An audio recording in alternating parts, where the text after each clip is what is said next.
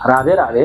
तपाईहरु हेर्दै हुनुहुन्छ Shri Radha online TV. Shri Radha online टिभीको साथमा आइसकेको छु म उमेश गुरु। विशेष च्यानल, विशेष भिडियोहरु लिएर आउने गर्छौं हामी र हामीसँग चाहिँ सबै किसिमका भिडियोहरु छ। तपाईहरुले हाम्रो च्यानलमा गएर हेर्न सक्नुहुनेछ। र आज मैले लिएर आएको विषय छ सपनामा कुखुरा देख्नु राम्रो कि हैन। सपनामा कुखुराहरु देखिन्छ हैन, कुखुराहरु दौडेको देखिन्छ, त्यसैगरी माछाहरु देखिन्छ, सानो माछाहरु देखिन्छ, ठूलो माछाहरु देखिन्छ, पोखरी देखिन्छ, सफा पोखरी देखिन्छ, फोहोर पोखरी देखिन्छ हैन, माछाहरु मरेका देखिन्छन् हैन। यो चाहिँ के हो त? यो सपनाको फल के हो त? यहाँहरुले प्रश्नको एन्सर लिएर आएको छु।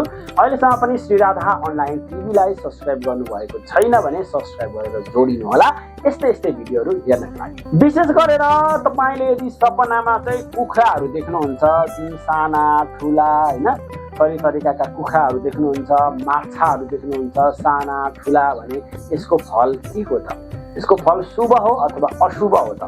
तपाईले नर्मल रूपमा कुखुरा यदि देख्नुहुन्छ भने चाहिँ तपाईको जीवनमा अब केही कुराहरु परिवर्तन हुँदैछ, अब तपाईलाई केही कुराहरु राम्रो हुँदैछ है भनेर चाहिँ जनाउँछ।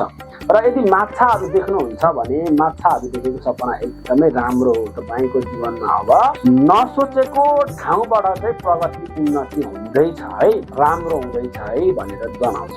र तपाईले सपना पनि कति बजे देख्नु भएको छ? बिहान देख्नु भएको छ अथवा मध्यराति देख्नु भएको छ अथवा कुन टाइममा देख्नु भएको छ? यदि तपाईले 3:30 देखि 5:30 बजे भित्रमा सपना देख्नु भएको छ भने यो सपनाको फल चाहिँ चाँडै नै प्राप्त हुन्छ। त्यो बाहेक तपाईले ढिलो अथवा त्यो भन्दा बिहानी पख जब घाम लागिसकेको छ यस्तो टाइममा देखेको सपनाको फल भने प्राप्त हुँदैन। तपाईहरुले पनि कस्तो कस्तो सपनाहरु देख्नुहुन्छ कमेन्ट बक्समा कमेन्ट गर्नु होला। यहाँहरुको सपनाको फल लिएर फेरि पनि आउने छु। आजलाई श्रीराधा अनलाइन टेलिभिजनबाट बिदा चाहन्छु।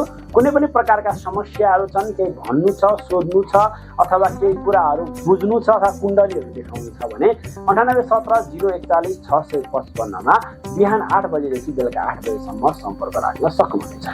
आजलाई यति। राधे राधे।